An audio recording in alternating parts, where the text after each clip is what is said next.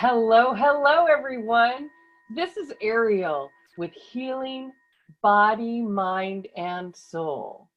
I am so excited to be joined today with Dr. Mike. Now, you may remember Dr. Mike is the host of the Super Mike Show, and he is a fantastic chiropractor. I think he's like a mad scientist. I had so much fun talking with him. Angry scientist, not mad. Are you an angry scientist? I wouldn't call you angry. But I loved your energy, and I'm so excited to have you back on the show today. Dr. Mike, thank you so much for spending some time with us today. Thanks, Ariel, for inviting me back. I'm very excited to talk about gut health. And really, the gut never got its due years ago. When I was in chiropractic school, they never really respected the gut bacteria. So just taking it back from the beginning, when we're in the womb, we have no bacteria in our gut. It's sterile. And the first introduction to bacteria is actually when we pass through the birth canal. So now what they're doing with C-section babies sometimes is they're taking swabs from the mother's birth canal and they're swabbing the baby's face and their mouth actually to get the bacteria in them and on them, because that's the first introduction to bacteria we have, because the amniotic fluid is a sterile environment.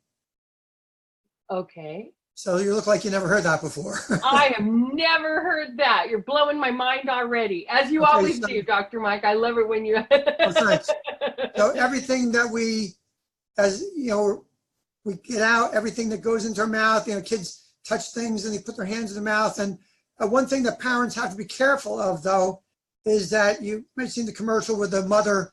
I love that commercial with the first baby, and the one girl wants to hold the baby and put the hand sanitizer behind your elbows and everything. And the second kid, she's handing to the automobile mechanic to write the check out. Right, I know the commercial that you're talking about. So we go through our lives basically building our microbiome in our body, which is extremely important. Like I said before, it never got its due, because the vast majority of digestion is done by bacteria in us.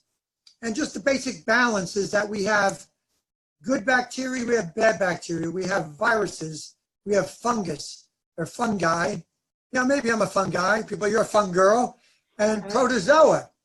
And we really don't know what some of these things do, but we know they're all important, or else they wouldn't be here. The last podcast I was on with you, we're talking about nothing happens in the human body by chance. Everything has a purpose, everything has a function. That's the way God created us, as really a perfect entity, but we need to have the proper balance of things to be healthy.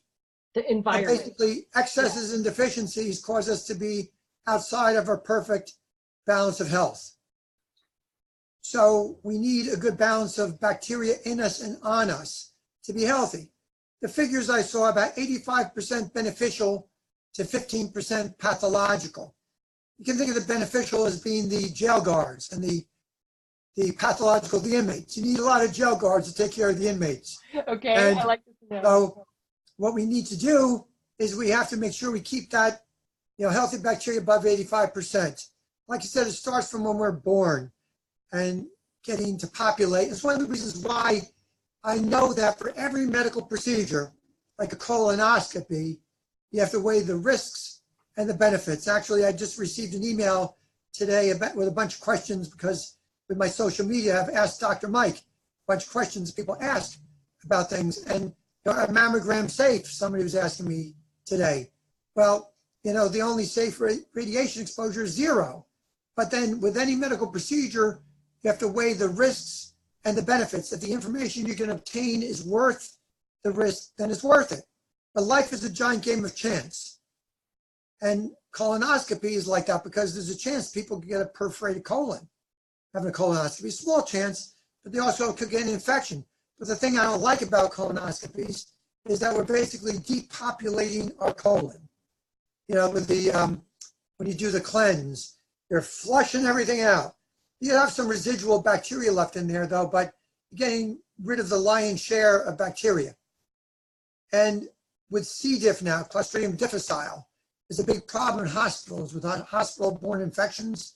C. diff, when you take a lot of antibiotics, sometimes people get this Clostridium difficile, which is an opportunistic organism that basically can cause death.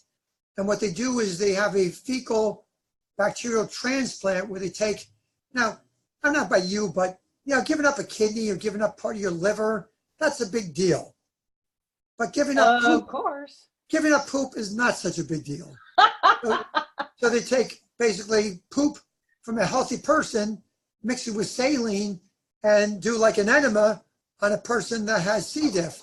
And they find a very, very high success rate in getting rid of the C. diff by doing that fecal transplant and putting healthy bacteria into people. Okay. Now, as far as the amount of bacteria we have in us and on us, like I said before, about 85% beneficial to 15% pathological, but we have about 2 to 5 pounds, you heard correctly, of bacteria in us and on us that work in synergy with us, in harmony.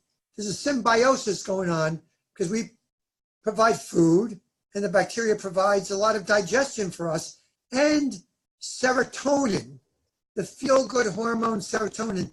90% of the body's serotonin is produced by the gut bacteria, by the gut. Wow. 90% of the body's serotonin. And we need serotonin to feel good. And the drugs, Buspar, Paxil, and Prozac, all increase the levels of serotonin. I think I might talk about this a little bit last time about the bathtub full of water. Remember that? I mentioned that about the bathtub full of water and the different, I think I might have mentioned that. Or maybe refresh me. The serotonin production, you can look at it as the faucet, and the drain is serotonin reuptake. And the same thing with bone density. Look at the bone density in the body is a bathtub full of water. And the osteoclast lay down new bone, the osteoblast lay down new bone, the osteoclast digest old bone. But what drugs do sometimes is they mess with Mother Nature. We all probably, if we're old enough to remember that commercial for chiffon margarine is not nice to fool Mother Nature because Mother Nature, oh, this is butter. Then the lightning started, the raccoon covered his face because it was scared. It was a great commercial. And Mother Nature was upset because Mother Nature thought that was butter, but it was really chiffon. But in 2014, Time magazine on the cover said why butter is better, how the scientists got it wrong, because 1961, you had the father of the lipid hypothesis, Ansel Keys, PhD, on the cover, saying that if you ate fat, it was going to kill you. Well, he was wrong, but he probably killed more people, I would say, than Genghis Khan or even Adolf Hitler worldwide, because low-fat diets cause death. And the American Heart Association, unfortunately, is still advocating a low-fat diet. And the food pyramid has fats on the top. We should have fats with a ketogenic diet, was very popular today, having fats as a healthy, really basic level of calories, most calories by fat, because fats burn clean and they don't produce oxidative stress like carbs do. They burn dirty carbs. Carbs. They're dirty. A lot of oxidative stress, a lot of free radicals, and prematurely aging people, where fats burn clean. And you know if you're a carb burner or a fat burner, because if you get really shaky after missing a meal, you're a carb burner. And most modern humans today are carb burners, but our ancestors were fat burners. You know you're a fat burner because you get hungry, but you don't get weak and shaky. And you can miss a meal without collapsing. And intermittent fasting is a very good way to become more of a fat burner, which is basically the basic program is 16 hours of fasting and 8 hours of eating during the course of a day. But that's a story for another day. Yes, I know a lot of people that it's very on trend right now. A lot of people are talking about, a lot of holistic healers that I know are talking about different fasting. But back to gut health. Yes, you know, back to gut health now. But so the serotonin is produced by the gut bacteria, but you need healthy gut bacteria, and there's no side effects. Side effects of the antidepressants, unfortunately, is suicide and homicide, and not necessarily in that order. Because if it was, they wouldn't be killing anybody else. It's very unfortunate, but that is right, black box warning right on the packaging. And the people today in general, especially millennials, don't want to take drugs unless they absolutely have to. Now, in my opinion, medicine is very good for trauma, for extreme disease, but to stay healthy, it's getting more towards that now. It's actually New Jersey College of Medicine. They have a division of lifestyle medicine, which is teaching people how to get, young doctors how to get people better without drugs or surgery, how to help the body to heal itself. So getting back to the gut, 85% good, 15% pathological, 2 to 5 pounds, but we need prebiotics. We need probiotics. And what prebiotics are the fibrous part? Yes, exactly. Okay. Ding, ding, ding. A point for Aeriol. I get a ping. I get a point. Yeah. Aeriol, right. Fiber, because fiber is very important. We used to hear that. Oh, eat your vegetables. But besides all of the nutrients, it's very important because fiber gets digested in the gut. Both soluble and insoluble fiber is important because they both are very important for gut health and our health in general. And to keep those doggies moving, keep everything moving through the digestive system, keep peristalsis, to keep everything, because things putrefy if they don't move. And some people are like sloths that come down from the tree once a week to poop. It's unfortunate, but you should have at least a minimum of 1 bowel movement a day, preferably 2 to 3.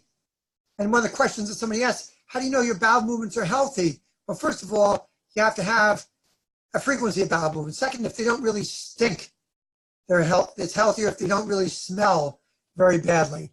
Third, and not going to get too disgusting about it in detail, but if you I think we've already gone there. So. We've already gone there, done that. We're there. And by the way, gut check is very important, and we'll get into the enteric brain in a few minutes. But if you poop, and you really don't have to use a half a roll of toilet paper to clean yourself, okay? Oh my goodness. Because some people are very, it's got good consistency and body to it, and it, it doesn't look like it's oily, because if it's oily or greasy looking, then you have problems with your gallbladder possibly. Gallbladder, yeah. Metabolism. And, it's brown but not black. If it's black, it could be blood going through there. If it's red, of course, it's blood that's near the end of the digestive system. If it's black, it can be further higher up bleeding. And I'm not a big fan of colonoscopies, so I did have one in my life without anesthesia too, because I felt that the anesthesia could be a lot of side effects. And I got good mind control from the martial arts. How's that ringing? I thought I set the ringer on it wasn't supposed to be. That's actually a robocall. I recognize that phone number. I just pick it up and hang it up. And that's one that's from the Google, if you're listening in Google. Always run this time of day, and it got through because I decreased the volume on my ringer. I have to work on that again because there are new phones. Okay, so back to, it's important because, in Eastern medicine, they look at pulses, they look at the tongue, they look at the bowel movements a lot more than Western medicine does. But it's important to, get in touch with your toilet bowl and see what's going on there. Like I said, because we have consumption and elimination is all part of the cycle, right? Yes. I have a question. Before we okay, and then get to what people think. Go ahead. I have a question. I'm so sorry. You mentioned the prebiotics are the fibrous part, but I have a question about probiotics. Yes, we'll get to that. Okay. We're getting there. Oh, okay. Sorry. We'll cover all about probiotics. But some people consider things in our digestive system not in our body, because the alimentary canals, that's what's called, from the mouth to the anus all the way through, that it's not really in us until it enters our digestive system to the circulatory system. And so as it passes through, there are these little pores that are in our gut, which are called tight junctions. And what happens with leaky gut syndrome is that people end up getting, I call them loose junctions. I did one of my shows we did on gut health with Dr. Rob Silverman was on. He has several books. He's a great author. He's on Amazon. He's got a couple books out there. But he was also the American Chiropractic Association Sports Chiropractor in the Year a few years ago. But he was on my show. And so anyway, he liked my term loose junctions, because I came up with that, because the opposite of tight junctions are loose junctions. Now, when these tight junctions get too large, bigger molecules get into the system that shouldn't be in the system. And these larger molecules can cause inflammation and eventually autoimmune disease and cancer, eventually. Now, what causes leaky gut syndrome? I'm glad you asked, Aeriol. I always like doing that. Now, what causes, first of all, GMOs. Now, I'm not a big fan of genetically modified food, and also Roundup, glyphosate, and there've been with Monsanto a lot of lawsuits about Roundup lately, because it causes, between the GMOs and all the food additives and preserves and artificial colorings and flavorings and chemicals, because there are about 60,000 chemicals in the environment that were not in the environment 100 years ago, and we have no predisposed genetic ability to deal with them. We can deal with arsenic, lead, cyanide, because they've been around since the beginning of humanity. But all these things like bisphenol A, BPA in the water bottles, that's the hormone mimicker. And I'm a big fan of filtered water, but not bottled water. Because bottled water, even if it says BPA free, there are other plastics that get into the water besides bisphenol A, which is an estrogen mimicker. And that's one of the reasons why young girls today are developing faster than they were when I was in 6th grade. Got it. When I was in 6th grade, one girl in the whole school needed a bra. Now, at least half the girls in 6th grade.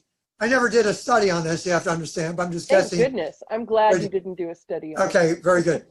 Although chiropractors in certain states, I think Washington State might still be able to deliver babies. I remember I learned about that when I was in school. But scopes of practice differ from state to state. Some can draw blood, we can't in New Jersey. But you have estrogen mimickers in soy. Now, soy, if you eat soybeans, most of it's genetically modified, which is even worse, but there are phytoestrogens in there. And when you have nattokinase, which is very good because nattokinase is fermented soy, it changes the chemical composition of the soy so it doesn't have that effect anymore. And organic also has vitamin K2 in it, which is made from fermented vegetables, which is extremely good for gut health and general health. But getting back to the openings, so you have all those different chemicals and things and genetically modified food and Roundup that open up those tight junctions and make them too large that cause leaky gut. And I first heard the term leaky gut when I was in chiropractic school. I graduated in 1985. The term wasn't even born yet, leaky gut. Never heard of it. But, you know, much later on, because it wasn't until the 1980s that genetically modified food was even introduced during the Reagan administration. It was introduced. And, you know, I just think it's very bad in general because you have all these so-called modern diseases today that were not found in ancients, like a lot of digestive disturbances like Crohn's disease, ulcerative colitis, but other things like autism, dementia, autoimmune diseases, cardiovascular disease, diabetes, cancer, that weren't found in great proportions in ancient people. But leaky gut and also mitochondrial dysfunction and inflammation have a lot to do with all those. But those are stories, again, for another day. Now, how to get your gut healthy. Right. Prebiotics, and eating undigested starch, I should say, a digestive resistant starch, that's what it's called. Things like green bananas. Now, how do you know it's too green? You can't peel it. But if the banana is slightly green, you peel it, it's going to actually be less calories because as a banana ripens, gets more sugar, the starch turns to sugar, but the undigestible starch that's in there is a great prebiotic. And so eating a lot of fiber is very good, but the probiotics, eating fermented foods, besides taking probiotic pills, which are very good, but you know, it might have 10 strains in there, but we should have another very important point. I'm just looking at the time, we've got about 10 minutes left. 2,500 different strains of microorganisms we should have in our gut to be healthy. 2,500 strains. That's a heck of a lot of strains to be healthy. That sure is, yeah. And they all have different functions to do and to be in balance. And to be healthy, we have to have a healthy gut. And how do you get these? Through eating fermented foods, like I said, eating good yogurts, and prefer yogurt, not from cow, but from goats or sheep. And don't tell me, nah, because that's an old joke. Right, I know. And having that, and then having like sauerkraut and kimchi. One of my patients, actually, I met her at the farmer's market. She's got great organic fermented vegetables and excellent tasting. And the Koreans and the Germans are kind of worry each other because some people call kimchi Korean sauerkraut. But who had the first probiotic food? The Greeks are claiming that they had the yogurt. It doesn't really matter. It's like Marco Polo brought pasta back from China. It wasn't actually from Italy pasta. It was from China. Yes. Can you know that. The distinction too? How about apple cider vinegar? Can you? That's very good for gut health. Yes, and very good for people that have acid reflux. Is very good for that, because a lot of times taking Tums and things like that to try to neutralize the stomach acid isn't actually that good, because actually sometimes they need more acid, not they have too much. And a lot of people have hiatal hernias that are involved with that too. A hiatal hernia is an actual tear in the diaphragm where the stomach pops up above the diaphragm. And there's a chiropractic adjustment for that to draw it down, but it doesn't permanently. It has to heal when it gets drawn down. But I've had a number of patients with hiatal hernias. So it basically looks at the digestive system, and you start in the mouth, you chew the food, and you have a salivary amylase that starts to digest the carbs. You have to make sure to chew your food accurately, and they say put your fork down after every bite to make sure you chew sufficiently and swallow. Don't wolf down your food. It's not good. And if you ever ate too fast, you still feel hungry, and later on you feel full, it's because the hormone leptin is given off by the hypothalamus gland that feeds back to let you know you're satiated. And there's no feedback with high fructose corn syrup. That's why people keep on eating and eating those things and become addicted to that. And the food industry tries to create foods that are addicting, which is shame on them. I know. But, that sugar, like Lay's potato chips, you can't just eat one. That type of thing. Because they try to get the same addictive centers of the brain stimulated as love, chocolate, and cocaine. Right. Not necessarily in that order. One of our guests on the show invented the Good Crisps, where he's using all natural ingredients and going up against the Pringles company with his natural ingredients. It's very inspiring. I've had some. That's good. I've had some interesting guests who are trying to produce products to put in the marketplace that are substitutes, because the way that our culture is, we're habitually consuming that stuff. So if we can replace it sometimes. Well, I guess he's not making cricket chips. I'm not sure if you saw those or not. I haven't. Crickets, yep. You can buy them high protein on Amazon. You can buy cricket chips. But they're saying that in the future, like these mealworms, because to produce meat, it creates a lot of waste. It's like a lot of waste for water and the water system. Also, the flatulence of cows giving off a lot of methane gas, a lot of problems from that. But it's a lot more effective to produce crickets and mealworms for protein. So the future might not be all that tasty if we keep on increasing the population of the planet. But again, then we have the digestive enzymes in the stomach. We have pepsin, which starts to work on the protein, and then we have hydrochloric acid, which breaks down the protein too, and then we have the three digestive enzymes by the pancreas, for the amylase, the lipase, and the protease for carbohydrates, fats, and proteins, given off by the pancreas, and then the gallbladder produces bile, which emulsifies the fat, turns it kind of like into mayonnaise. It's just emulsified fat. And then you have, through the small intestine and the large intestine, with the duodenum, then you neutralize the stomach acid. And you need stomach acid around one and change, which basically you take paint off a car to digest protein. So it's very acidic in the stomach. But because now we're running out of time, another very helpful hint, I only learned this last year, is that you should go into a lot of different ecosystems to increase your biodiversity of your body and gut bacteria. And also the microbiome of the mouth is extremely important too to be healthy. Because the health of the mouth follows the health of the body also, along with the digestive system. It's very important in the gums to not get infections and gingivitis, because that can cause a lot of cardiovascular disease too. Like, that's a story for another day too. But if you go into different ecosystems, you get different bacteria from the mountains, from the desert, from the beaches, from the forests. You get all different ecosystems. You get exposed to different bacteria. And parents, let your kids play in the dirt, because they build their microbiomes by getting bacteria into their bodies. If you try to always kind of sanitize them all the time, wash their hands and sterilize them, you know, it's like Conan the Barbarian, what doesn't kill makes you stronger, but within reason. You know, during flu season, it's good to wash your hands once in a while, but you know, some people just, you know, totally. They need to be exposed so that they build a tolerance. Not only build a tolerance, but also to build the gut bacteria, to get all that bacteria. And raw milk is a very good thing, although some people are scared of that because you can get certain diseases from raw milk, but it's pretty clean now. They get it tested. There's a lot of great bacteria you can get from raw milk, cow's milk or goat's milk or sheep's milk.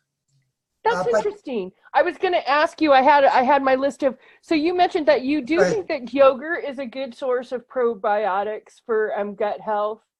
I was just going to ask about dairy. By sheep or goat's yogurt over cow's milk yogurt. Yes, it's better for you.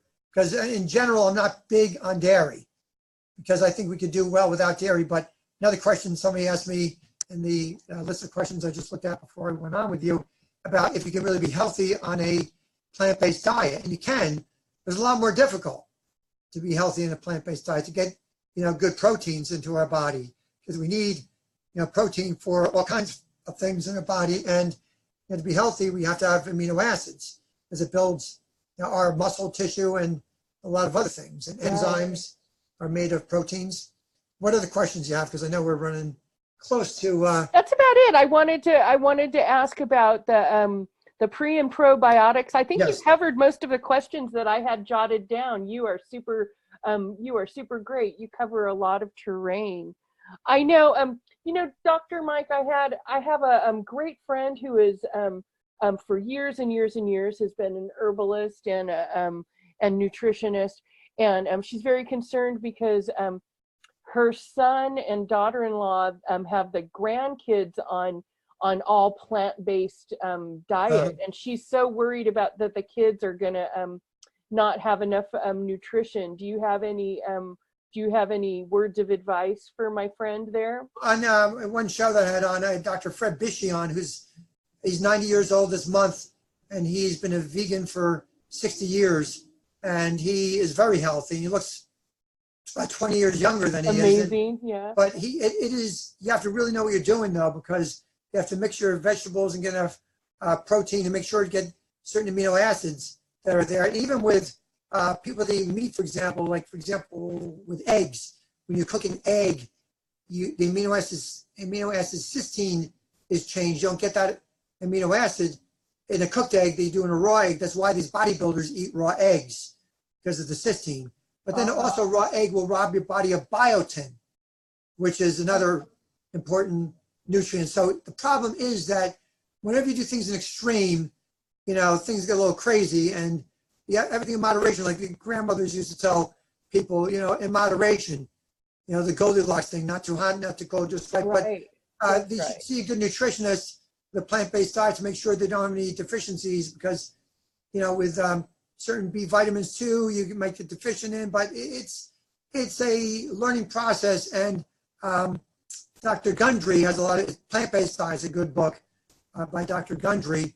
And I just learned, something I just learned the other day, actually, Dr. Joe McCullough had on his website, which is the last tip I'll leave you with, which kind of blew my mind, because even organic bacon, what they use to cure, is uncured, it says, but they use celery powder. And the celery powder is very high in nitrates. And the nitrates, what it does is that it reacts with the amino acids to produce nitrosamines, which cause cancer.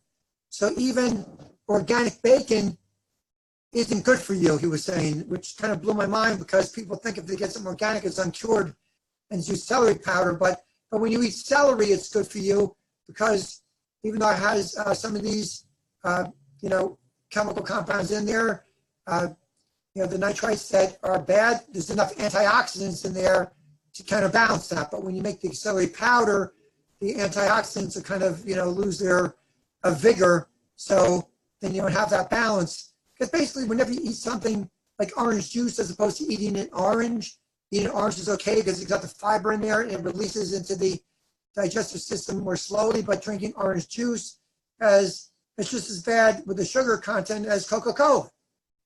Right. Yeah.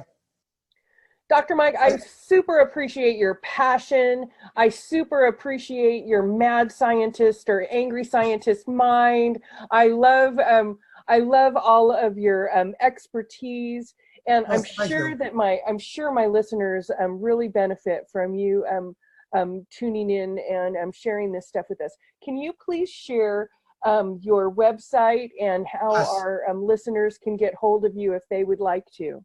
Well, my website is Dr. Evangel. That's Dr. as in doctor, and Evangel, EV, and then angel.com.